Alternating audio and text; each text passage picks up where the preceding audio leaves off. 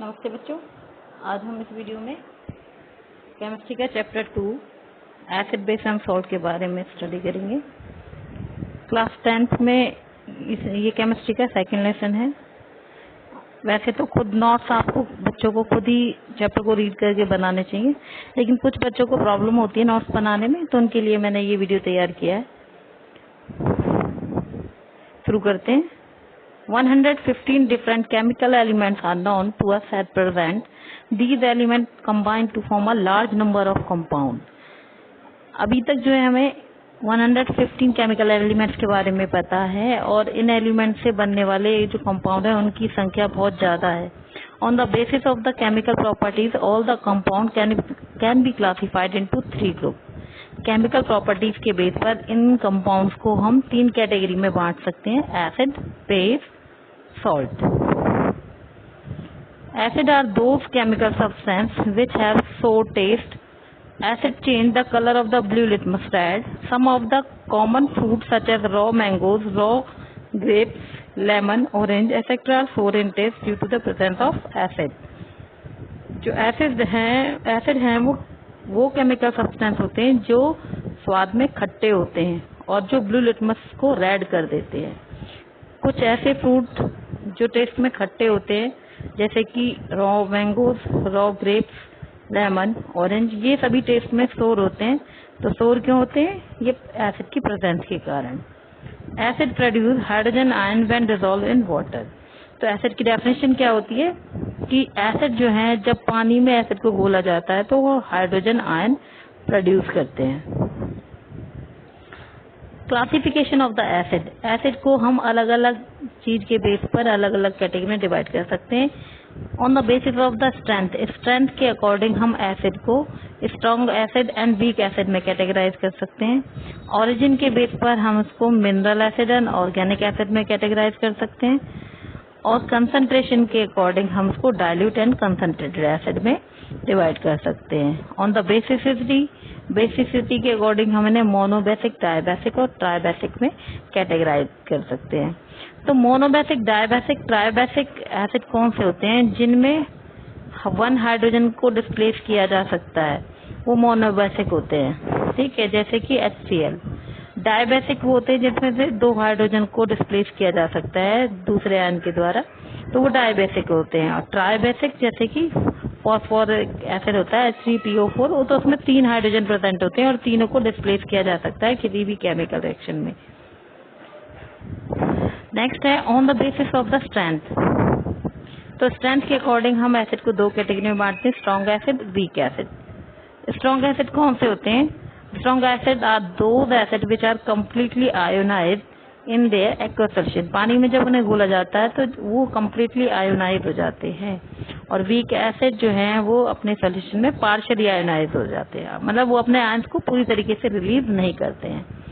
Strong acid काफी dangerous होते हैं और कोरोसिव होते हैं। और जो आपके वीक एसिड्स होते हैं उन्हें फूड प्रिजर्वेटिव के रूप में हम यूज कर सकते हैं, बल्कि उनको कंज्यूम भी कर सकते हैं। लेकिन स्ट्रॉन्ग एसिड को जो है हम कंज्यूम नहीं कर सकते, वो हमारे लिए काफी रिस्की हो सकता है।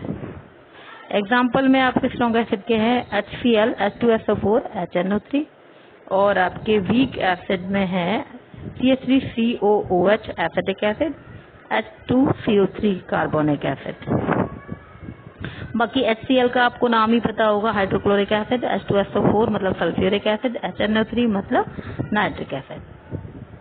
On the basis of the origin, acid can be categorized into the mineral acid and the organic acid. Mineral acid prepared from the minerals present in the earth. अर्थ में प्रेजेंट जो मिनरल्स होते हैं उनसे जो acid तैयार किए जाते हैं उनको मिनरल एसिड बोलते हैं। ऑर्गेनिक एसिड जो है वो नेचुरली अकरिंग एसिड होते हैं जो नेचुरल चीजों में पाए जाते हैं। और ऐसी तरीके से मिनरल एसिड भी काफी ज्यादा डेंजरस होते हैं जो कि मिनरल से तैयार होते हैं। और जो ऑर्गेनिक एसिड नेचुरली अकरिंग होते हैं वो फूड प्रिजर्वेटिव के रूप में यूज किया जा सकता है उनको, और कंज्यूम भी किया जा सकता है। जबकि जो मिनरल एसिड होते हैं उनको काफी ड्रिंक करना काफी ज्यादा हार्मफुल हो सकता है। इसमें भी वही एग्जांपल आएंगे आपके hydrochloric acid, nitric acid, sulphuric acid, और इसमें CH3COH, ये कॉमा गलती से लग गया है, CH3COH एसिटिक एसिड और H2CO3 carbonic acid. On the basis of the concentration, concentration के अकॉर्डिंग यदि हम बात करें तो हमारे जो एसिड हैं वो दो तरीके के होते हैं, concentrated acid, dilute acid. Concentrated acid have relatively high percentage of the acid in aqueous solution. कहने का मतलब जो कंसंट्रेटेड एसिड होते हैं उनमें एसिड की जो अमाउंट होती है वो ज़्यादा होती है जब उनको हम पानी में मिलाते हैं तो, और जो डाइल्यूट एसिड जो होते हैं उनमें जो है एसिड की अमाउंट जो है वो कम होती है, वाटर की अमाउंट जो है वो ज़्यादा होती है, तो वो इतने ज़्यादा स्ट्रांग नहीं रहते हैं। Concentrated acid often is decrease by adding more water to it. किसी भी एसिड का जो कंसंट्रेशन है हम उसको घटा सकते हैं यदि हम उसमें और वाटर ऐड कर दें। और when water is added to the concentrated acid then the dilute acid is formed। जब हम concentrated acid में water और mix कर देते हैं तो वो dilute में convert हो जाता है। concentrated mineral acid are very dangerous। जो concentrated acid होते हैं वो बहुत ज़्यादा harmful होते हैं, यदि वो किसी भी body part पर गिर जाए तो काफ़ी ज़्यादा डैमेज कर सकते हैं। और dilute acid होते हैं वो कम harmful होते हैं comparatively। नेक्स्ट है इंडिकेटर। इंडिकेटर वो सब्सटेंस होते हैं या वो डाई कह सकते हैं जो कि अपना कलर चेंज करते हैं एसिड और बेस की प्रेजेंस में। An indicator is a dye that changes colour when it is put into an acid और अ बेस। इंडिकेटर वो डाई होता है जो एसिड और बेस की प्रेजेंस में अपनी जो कलर है उसको चेंज करता है। सबसे 3 most common indicators are litmus, methyl orange, phenolphthalein. तो ये जो आपके लिटमस, मिथाइल ऑरेंज और फिनोप्थेलिन ये आपके कलर इंडिकेटर हैं, क्योंकि ये कलर चेंज करते हैं एसिड और बेस की प्रेजेंस में। जैसे कि मिथाइल ऑरेंज जो है वो रेड कलर देता है एसिड सॉल्यूशन में, मिथाइल ऑरेंज बेस की प्रेजेंस में येलो कलर शो करता है, फिनोप्थेलिन जो है वो कलरलेस हो जाता है एसिड सॉल्यूशन की प्रेजेंस में, और बेसिक सॉल्यूशन में वो पिंक कलर शो करता है। Litmus indicator is red in acid solution. Litmus solution acid की प्रेजेंस में रेड हो जाता है और बेस की प्रेजेंस में ब्लू हो जाता है। नेचुरल इंडिकेटर, नेचुरल इंडिकेटर जो नेचर से हमें मिलते हैं उनको हम नेचुरल इंडिकेटर बोलते हैं। जैसे कि टर्मरिक, जैसे हम हल्दी बोलते हैं, it is yellow in basic solution and red in it is yellow in acidic solution. कहने का मतलब ये गलती से बेसिक सॉल्यूशन यहाँ पर लिखा हुआ है, इसको एसिडिक लिखेंगे आप जब नोट्स बनाएंगे। तो जो टर्मरिक है वो एसिड की प्रेजेंस में येलो ही रहती है और बेस की प्रेजेंस में इसका कलर जो है वो रेड हो जाता है। जैसे कि हल्दी का दाग यदि कपड़े पर लगा होता है और उस पर हम साबुन रगड़ते हैं तो वो जो हल्दी का दाग है वो रेड कलर का हो जाता है। तो टर्मरिक का कलर येलो रहता है एसिडिक सॉल्यूशन में और रेड हो जाता है बेसिक में। नेक्स्ट है red cabbage, it is red in acidic solution and green in basic solution. जो रेड कैबेज है उसका यदि हम एक्सट्रैक्ट निकालें, उसका हम जूस निकालें, ठीक है, तो वो एसिड की प्रेजेंस में रेड कलर ही शो करेगा, लेकिन बेसिक सॉल्यूशन की प्रेजेंस में वो ग्रीन कलर शो करेगा। नेक्स्ट है कुछ नेचुरल इंडिकेटर के एग्जांपल हैं आपके हाइड्रोजेनिया नाम का जो फ्लावर होता है, पिटूनिया, जेरेनियम, इन सब के एक्सट्रैक्ट निकाल के भी हम एसिड और बेस को चेक कर सकते हैं। नेक्स्ट है ऑल्फैक्टरी इंडिकेटर। ऑल्फैक्टरी इंडिकेटर वो इंडिकेटर्स होते हैं जिनकी स्मेल चेंज होती है एसिडिक और बेसिक सॉल्यूशन की प्रेजेंस में। दो substance whose smell changes in acidic और बेसिक सॉल्यूशन। फॉर एग्जाम्पल यहाँ पर दिया हुआ है, onion has a characteristic when basic solution like sodium hydroxide is added to a cloth strip with onion, then the onion smell can not be detected. An acidic solution like HCl does not destroy the smell of onion. This can be used as a test for acid and base। कहने का मतलब ये है कि जब भी हम onion की स्मेल में है कितना ही स्ट्रॉन्ग एसिड क्यों ना मिला दें, तब भी इसकी स्मेल जो है वो डिस्ट्रॉय नहीं होती है, लेकिन बेस जब हम ऑनियन एक्सट्रैक्ट में डालते हैं तो उसकी जो स्मेल है वो जो है गायब हो जाती है। तो इसका मतलब बेस की प्रेजेंस में जो ऑनियन है वो अपनी स्मेल को खो देती है और एसिड की प्रेजेंस में वो अपनी स्मेल को नहीं खोलती है। तो इस तरीके से हम आइडेंटिफाई कर सकते हैं। सेम यही केस जो है वैनिला के साथ होता है। वैनिला में भी एसिड की प्रेजेंस में वो अपनी स्मेल को नहीं खोता है और बेस की प्रेजेंस में वैनिला एक्सट्रैक्ट की जो स्मेल है वो गायब हो जाती है। Some of the natural sources of this organic acid are as follow. ये कहने का मतलब कुछ ऐसे एसिड हैं जो नेचुरल सोर्सेज से हमें मिलते हैं। जैसे एसिटिक एसिड जो है कहाँ प्रेजेंट रहता है, विनेगर में प्रेजेंट होता है। सिट्रिक एसिड सिट्रस फ्रूट जैसे ऑरेंज, ठीक है, मौसमी, लेमन, इन सब में प्रेजेंट होता है। लैक्टिक एसिड जो है वो कर्ड में प्रेजेंट होता है। टार्टरिक एसिड जो है टर्मरिन जिसे इमली बोलते हैं, इमली में प्रेजेंट होता है। ऑक्सैलिक एसिड टमाटो में प्रेजेंट होता है।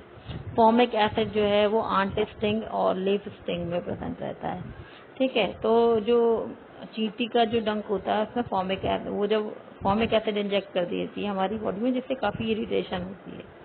ऐसे ही जो कुछ प्लांट होते हैं जैसे नेटल लीफ होती है, नेटल लीफ प्लांट होता है ना, तो उसके जो कांटे होते हैं उसके, यदि वो बॉडी पर लग जाए तो उससे फॉर्मिक एसिड हमारी बॉडी में इंजेक्ट हो जाता है जिससे कि खुजली होने लगती है। तो उसका सोल्यूशन क्या है कि हमें अपनी बॉडी को बेस से रब करना पड़ता है। Carbonic acid is a weak mineral acid. यहाँ पर आपके एक नोट ध्यान रखेंगे, जो कार्बोनिक एसिड है वो एक वीक एसिड होता है। डाइल्यूटिंग एसिड, अब ये बात ध्यान रखने वाली है कि हम एसिड को डाइल्यूट कैसे करते हैं। अभी आपको मैंने बताया जब कंसंट्रेटेड एसिड में पानी मिलाते हैं तो वो डाइल्यूट हो जाता है, लेकिन पानी मिलाने का भी एक तरीका होता है एसिड में कि हम कभी भी एसिड में वाटर ऐड नहीं करते हैं, हम वाटर में एसिड को ऐड करते हैं। क्यों, इसका क्या कारण है कि हम एसिड में वाटर को ऐड नहीं करते लेकिन वाटर में एसिड को ऐड करते? तो इसका कारण ये है कि when we add water to acid then large amount of heat is released due to which the water get converted into the vapor because this is the exothermic reaction and vapor splash acid on our face, ठीक है। तो यदि हम acid में water add करते हैं तो exothermic reaction होती है, हीट काफ़ी ज़्यादा इसमें रिलीज होती है जिसकी वजह से जो वाटर आपने ऐड किया है वो वेपर में इंस्टेंटली कन्वर्ट हो जाएगा और जैसे ही वो वेपर ऊपर आएंगी तो साथ में अपने साथ एसिड को लेके आएंगी और वो आपके फेस पर छिटक सकता है जिससे कि आपको काफ़ी डैमेज हो सकता है। तो इसलिए किया क्या जाता है, किया ये जाता है कि हम वाटर लेते हैं लार्ज अमाउंट में, फिर उसमें धीरे धीरे एसिड को ऐड करते हैं हिलाते हुए, स्टीरिंग करते हुए, ठीक है, जिससे क्या जो हीट रिलीज भी होती है थोड़ी बहुत एसिड के ऐड करने से, तो वो हमारे लगातार उसको सोल्यूशन को हिलाने से क्या होता है वो हीट जो है वाटर में मिक्स हो जाती है, वाटर उसको एब्जॉर्ब कर लेता है और जो आपको डैमेज है वो नहीं होता है। तो इसलिए हमेशा एसिड को जब हम डाइल्यूट करते हैं तो हमें वाटर में एसिड को ऐड करना होता है, एसिड में वाटर को ऐड नहीं करना होता है। ध्यान से सुनेंगे मैं क्या बोल रही हूँ कि हमें वाटर में एसिड को ऐड करना होता है, एसिड में वाटर को ऐड नहीं करना होता है।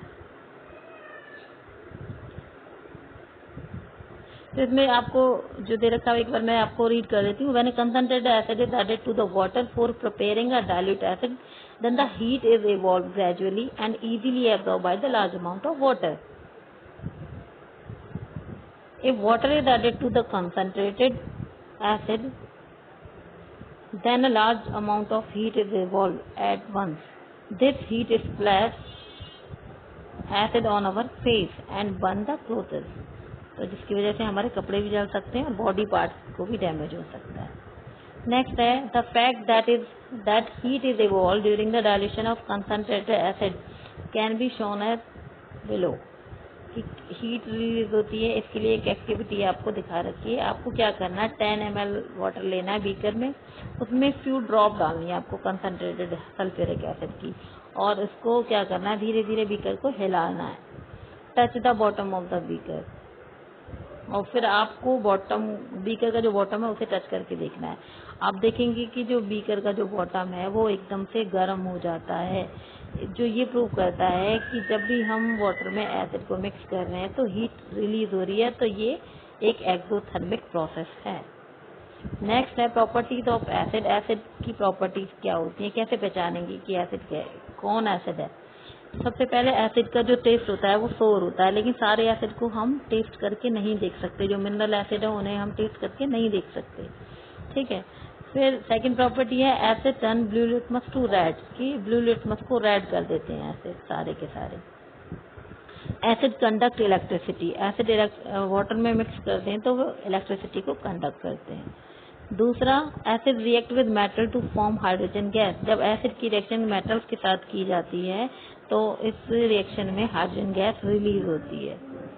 तो इसके लिए एक एक्टिविटी है आपकी एनसीईआरटी में कि डाइल्यूट सल्फ्यूरिक एसिड की जिंक के साथ रिएक्शन के लिए, ठीक है, क्या क्या अरेंजमेंट हमें करना पड़ता है। इसके लिए हमें कुछ पीसेस लेने पड़ेंगे जिंक ग्रेनुअल के बॉइलिंग ट्यूब में। बॉइलिंग ट्यूब का साइज थोड़ा सा जो है आपकी टेस्ट ट्यूब से बड़ा होता है, और बॉइलिंग ट्यूब में आपको 5 ml डाइल्यूट सल्फ्यूरिक एसिड लेना है।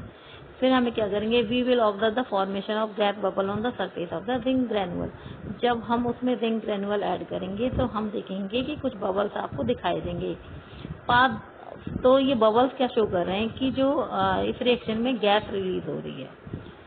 फिर हम क्या करेंगे कि डिलीवरी ट्यूब के एंड पर क्या करेंगे, कॉर्क लगा देंगे जिससे कि गैस जो है वो रिलीज ना हो, और एक डिलीवरी ट्यूब के थ्रू इसको एक बीकर में ले जाएंगे जो इसमें के अंदर क्या रखा हुआ है, एक सोप सॉल्यूशन रखा हुआ है। इस डायग्राम में आपको क्लियर समझ में आ रहा होगा।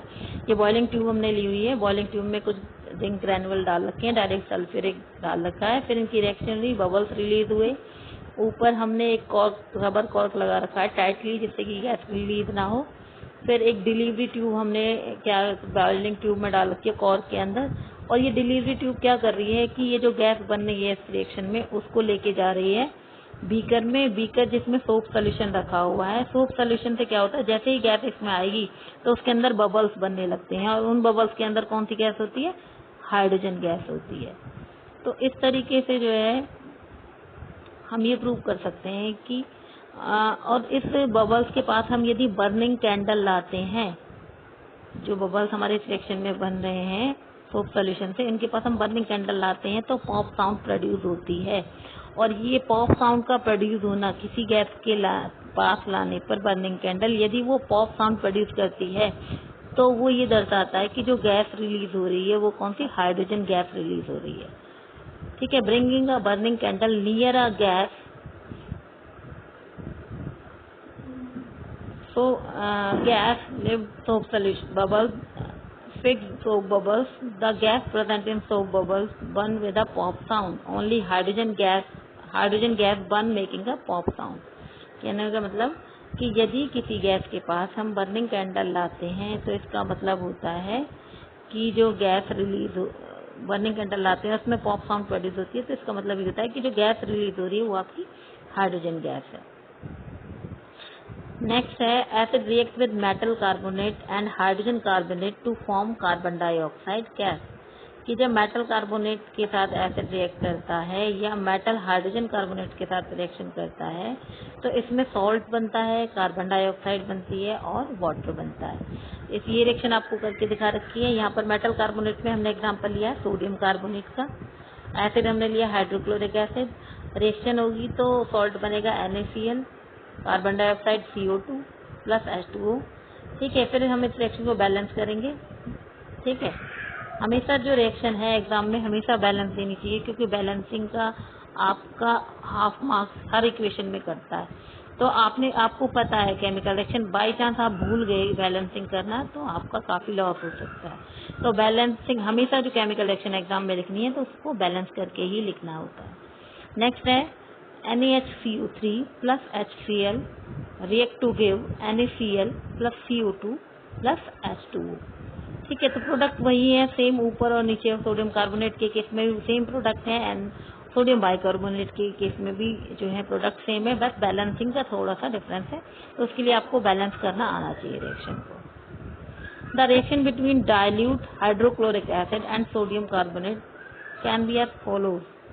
कहने का मतलब ये है कि हाइड्रोक्लोरिक एसिड और सोडियम कार्बोनेट की जो रिएक्शन है वो किस तरीके से होती है, इसमें आपको एक एक्टिविटी दिखा रखी है। इसके लिए हमने क्या करना है कि हमने बॉइलिंग ट्यूब में क्या 0.5 ऑफ सोडियम कार्बोनेट लेना है। ठीक है, उसमें अपने 2 ml हाइड्रोक्लोरिक एसिड ऐड कर देना है। तो हम क्या देखेंगे कि आपकी जो टेस्ट ट्यूब है उसमें आपको ब्रिस्क एफरवेस्केंस दिखाई देगी। एफरवेस्केंस मतलब झाग बनेंगे, उसमें बबल दिखाई देंगे। तो pass the gas through the lime water, और ये जो आपके गैस बन रही है इसको आपको क्या करना है, लाइम वाटर में पास करना है। हम देखेंगे कि लाइम वाटर जो है हमारा मिल्की हो जाता है। तो लाइम वाटर यदि किसी गैस के पास करने पर मिल्की हो जाता है, इसका मतलब वो जो गैस रिलीज हो रही है वो कार्बन डाइऑक्साइड गैस है।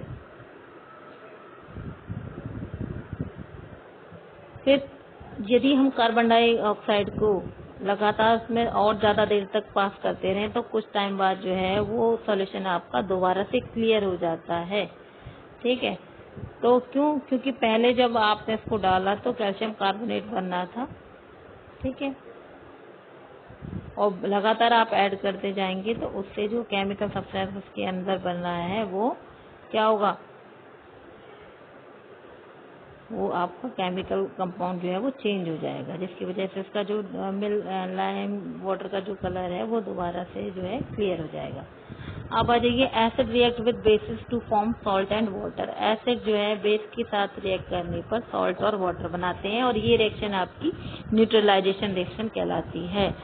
The reaction between an acid and a base is called neutralization reaction और in this reaction salt and water is form. इसका एग्जांपल हम यदि लें तो NaOH जो कि एक स्ट्रॉन्ग बेस है, HCl एक स्ट्रॉन्ग एसिड है, इनकी रिएक्शन हुई, आयंस चेंज हो गए, आपस में एक्सचेंज हो गए। ये डबल डिस्प्लेसमेंट रिएक्शन का भी एग्जांपल में आपका हो सकता है। तो क्या हुआ कि NaCl सॉल्ट बना और आपका H2O वाटर फॉर्म हो गया। ठीक है, अब इस रिएक्शन को हम कैसे करेंगे, इस रिएक्शन को हम 5 ml डाइल्यूट NaOH सोल्यूशन लेंगे टेस्ट ट्यूब में, 2 to 3 ड्रॉप हम फिनोप्थलीन इंडिकेटर की डाल सकते हैं। ठीक है, तो सोल्यूशन कैसा हो जाएगा, पिंक हो जाएगा। पिंक हो जाएगा कि आपने NaOH सोल्यूशन लिया है जो कि एक बेस है। Add dilute hydrochloric acid to above NaOH solution drop. अब क्या करेंगे, आप इसमें हाइड्रोक्लोरिक एसिड ऐड करेंगे NaOH में और को टेस्ट ट्यूब को आप शेक करेंगे तो हम क्या देखेंगे कि कुछ उसका जो पिंक कलर था वो गायब हो जाता है। इसका मतलब जो आपका सोल्यूशन है या तो वो न्यूट्रल हो गया या वो एसिडिक हो गया। All the sodium hydroxide base take in the test tube has been completely neutralized by the HCl acid add from dropper. कहने का मतलब ये है कि जैसे जैसे हम HCl ऐड करते रहे सोडियम हाइड्रोक्साइड में, उसका जो पिंक कलर था वो धीरे धीरे डिसअपीयर होता गया और जो आपकी रिएक्शन थी वो क्या हुई, न्यूट्रलाइज, मतलब वो जो आपका कंपाउंड था जो कि बेसिक था वो धीरे धीरे न्यूट्रल होने लगा, जिससे फिनोप्थलीन इंडिकेटर का जो कलर है वो कलरलेस होने लगा और एक टाइम ऐसा आया कि उसमें उसका जो बेसिक इफेक्ट था वो पूरी तरीके से खत्म हो गया। तो इसलिए जो मिक्सचर लास्ट में बना वो क्या हो गया, न्यूट्रल हो गया। Now add a drop of the NaOH solution to above mixture. अब क्या करेंगे, हम दोबारा से NaOH सोल्यूशन की कोई ड्रॉप डालेंगे, the mixture become pink in colour again. यदि हम उसमें दोबारा से NaOH डालेंगे तो वो कलर दोबारा से पिंक हो जाएगा। इसका मतलब जो आपका सोल्यूशन है वो फिर से बेसिक होने लगा। ठीक है, तो इस तरीके से आपको पता चल जाता है कि एसिड और बेस को जब मिलाते हैं हम तो जो रिएक्शन बनती है वो न्यूट्रल होती है, इसमें जो कंपाउंड बनते हैं वो न्यूट्रल होते हैं। नेक्स्ट है acid react with metal oxide to form salt and water. कि एसिड और किसी एसिड की यदि मेटल ऑक्साइड के साथ रिएक्शन होती है तो भी इसका रिजल्ट सॉल्ट और वाटर ही होता है। इसका एक कारण ये भी है कि जो मेटल ऑक्साइड होते हैं वो नेचर में बेस होते हैं और बेस की जब भी रिएक्शन होगी एसिड के साथ तो सॉल्ट और वाटर ही बनेंगे। इसके लिए आपकी एक रिएक्शन दिखा रखी है आपकी, take a small amount of copper oxide in a beaker, it is black in colour. Copper oxide का कलर कैसा होता है, ब्लैक होता है। ये कई बार पूछ लेते हैं एग्जाम में। Add dilute hydrochloric acid slowly while stirring with the glass rod. आपको धीरे धीरे HCl उसमें ऐड करना है कॉपर ऑक्साइड में और उसको हिलाते रहना है। We will find that the CuO has dissolve in the dilute hydrochloric acid to form a blue green solution. तो हम देखेंगे कि इस रिएक्शन के बाद आपका जो कलर था CuO का, जो कि ब्लैक कलर था, वो ब्लू ग्रीन में कन्वर्ट हो गया। ठीक है, जो कि किसका कलर होता है, कॉपर क्लोराइड का। ठीक, acid have corrosive in nature. Corrosive मतलब एसिड के प्रेजेंस में किसी भी मेटल, जो कोई भी मेटल है वो धीरे धीरे डिके होने लगता है, फिर धीरे धीरे जंग लगने लगता है। इसलिए हम कह सकते हैं कि एसिड जो है वो नेचर में कोरोसिव होते हैं। What do all acid have in common, सभी एसिड्स में क्या कॉमन होता है? तो सभी एसिड जो हैं जब वाटर में सभी एसिड को डिसॉल्व किया जाता है तो वो हाइड्रोजन आयन प्रोड्यूस करते हैं। ये एसिड की डेफिनेशन भी हो सकती है और ठीक है, और ये पहचान भी है एसिड की। नेक्स्ट है to show that all compound containing hydrogen are not acid, और सारे के सारे कंपाउंड जो कि हाइड्रोजन जिनके अंदर प्रेजेंट होता है वो एसिड नहीं होते हैं। ये प्रूव करने के लिए कई बार एक्टिविटी आपकी आ जाती है और एनसीईआरटी में भी आपकी गिवन है। तो इसके लिए हमें क्या करना है, इसके लिए हमें ग्लूकोज, अल्कोहल, HCl, H2SO4 का सोल्यूशन लेना है और इनको सेम तरीके से बार बार ट्रायल करके देखना है कि क्या होता है। हमें क्या करना है, इस तरीके का अरेंजमेंट करना है। ये जो आपका डायग्राम दिखाई दे रहा है, हमने क्या किया, एक बैटरी लगाई है, बैटरी से स्विच अरेंज कर रखा है। फिर क्या किया हुआ है कि हम देखते हैं नीचे हमने सोल्यूशन लिया है, इस बीकर के अंदर डाइल्यूट हाइड्रोक्लोरिक एसिड का सोल्यूशन लिया। यहाँ पर आयरन नेल को हमने क्या एक रॉड की तरह इस्तेमाल किया है, इलेक्ट्रोड और क्या कहते हैं करंट पास करने के लिए सोल्यूशन में। फिर हम स्विच जैसे ही ऑन करेंगे तो करंट की डायरेक्शन बैटरी के पॉजिटिव टर्मिनल से शुरू होती हुई नेगेटिव की तरफ होने लगेगी। तो जो आपका करंट है वन नेल से पॉजिटिव टर्मिनल वाली जो नेल है, जो बड़ी लाइन रिप्रेजेंट कर रही है पॉजिटिव टर्मिनल को, छोटी लाइन नेगेटिव टर्मिनल को रिप्रेजेंट कर रही है। तो करंट पॉजिटिव टर्मिनल से नेगेटिव की तरफ मूव करेगा, आयरन नेल से जो है सॉल्यूशन में पास होगा।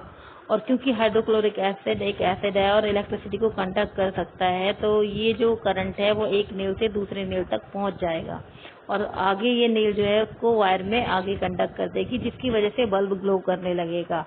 लेकिन यदि हम इस सॉल्यूशन में ग्लूकोज लेते हैं या अल्कोहल लेते हैं तब क्या होगा, तब करंट आपका पॉजिटिव टर्मिनल से शुरू होगा, एक नेल तक पहुंचेगा, लेकिन बीच में क्या हुआ, जो इलेक्ट्रोलाइट है ग्लूकोज है जो कि ठीक है, क्योंकि ग्लूकोज अपने हाइड्रोजन आयन रिलीज नहीं करता है, ऑर्गेनिक कंपाउंड है ये, ठीक है, तो उसके अंदर कोई आयन ही नहीं है ग्लूकोज सोल्यूशन में, तो करंट आगे पास नहीं होगा, जिसकी वजह से जो है बल्ब ग्लो नहीं करेगा। इसका मतलब कि सारे कंपाउंड जिनके अंदर हाइड्रोजन प्रेजेंट होता है, इसका मतलब ये नहीं है कि वो सारे के सारे एसिड होते हैं।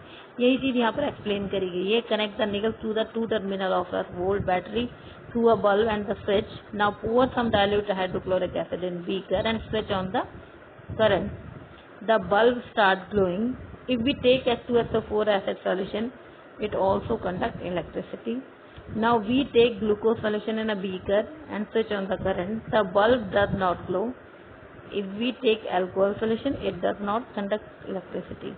कहने का मतलब ये है कि इस बीकर में यदि हम कोई ऐसा कंपाउंड लेते हैं जो आयनिक है, जो अपने आयन रिलीज करता है सॉल्यूशन में, तो ये जो बल्ब है वो ग्लो करेगा। और यदि हम कोई ऐसा कंपाउंड लेते हैं जिसके अंदर हाइड्रोजन तो है, लेकिन वो हाइड्रोजन वो आयन को रिलीज नहीं कर रहा है अपने सॉल्यूशन में, तो वो ये जो बल्ब डायग्राम में गिवन है ये ग्लो नहीं करेगा। क्या कंक्लूजन निकला इस एक्टिविटी से? The aqueous solution of the acid conduct electricity due to the presence of charged particle called ions. Due to the absence of the ions, glucose and alcohol solution does not conduct electricity. यानी जो आपके acid होते हैं वो electricity क्यों conduct करते हैं? क्योंकि उनमें आयन प्रेजेंट होते हैं और ग्लूकोज और अल्कोहल में कोई आयन नहीं होता है सोल्यूशन में उनके, इसलिए वो इलेक्ट्रिसिटी को कंडक्ट नहीं करते हैं। नेक्स्ट एक्टिविटी है acid do not show acidic behaviour in the absence of the water, कि एसिड जो है अपना एसिडिक बिहेवियर जो है वाटर की प्रेजेंस में ही शो करते हैं, विदाउट वाटर वो अपना बिहेवियर को शो नहीं कर पाते हैं। तो कैसे प्रूव करोगे कि एसिड केवल वाटर की प्रेजेंस में ही अपना बिहेवियर को शो करते हैं? तो इसके लिए हमें क्या करना है, हमें 1 ग्राम सॉलिड NaCl लेनी है एक टेस्ट ट्यूब में, जो कि बिल्कुल ड्राई होनी चाहिए, जिसमें वाटर नहीं प्रेजेंट होना चाहिए। फिर क्या करना है, add some concentrated sulphuric acid to the test tube. फिर हमें उस टेस्ट ट्यूब में क्या करना है, थोड़ा सा सल्फ्यूरिक एसिड को ऐड कर देना है। और फिर हमें जो सोडियम क्लोराइड हमने पहले लिया था वो सल्फ्यूरिक एसिड के साथ रिएक्ट करेगा और रिएक्शन के बाद जो है H2S गैस बनेगी, सॉरी HCl गैस बनेगी। जो आपकी गैस बनेगी वो कैसी बनेगी, HCl गैस बनेगी। ये गलती से H2 गैस हो गया, HCl गैस बनेगी इस रिएक्शन में। और ये जब HCl गैस जो है किसी ड्राई और वेट लिटमस पेपर के पास हम इस गैस को लाएंगे। HCl गैस, मैं बार बार रिपीट इसलिए करी हूँ, गलती से बेटा H2 हो गया, H2 लिखा हुआ है यहाँ पर, तो H2 ना लिख के आप अपने नोट्स में HCl लिखेंगे। HCl गैस इस रिएक्शन में बनती है जब हम सोडियम क्लोराइड को और सल्फ्यूरिक एसिड को मिक्स करते हैं तो HCl गैस रिलीज होती है, जिसे हम ड्राई और वेट लिटमस, जो ड्राई ब्लू लिटमस पेपर होता है, ये वेट लिखा हुआ है यहाँ पर, ये गलत है। ड्राई लिटमस पेपर पर जब हम इसको डालेंगे तो क्या होगा कि जो आपका ड्राई लिटमस पेपर है वो कलर चेंज नहीं करेगा, जबकि एसिड के प्रेजेंस में जो ब्लू लिटमस पेपर है वो रेड हो जाता है। तो यहाँ पर जो आपका ड्राई लिटमस पेपर है वो HCl गैस की प्रेजेंस में भी अपना कलर क्यों चेंज नहीं कर रहा है? क्योंकि उसके पास अपना आयंस रिलीज करने के लिए वाटर अवेलेबल नहीं है। कोई भी एसिड वाटर की प्रेजेंस में ही केवल अपना हाइड्रोजन आयन रिलीज करता है, और जब तक वो हाइड्रोजन आयन रिलीज नहीं कर पाता है तब तक वो अपना एसिडिक बिहेवियर शो नहीं कर सकता है। This shows that the HCl does not behave N acid in the absence of the water.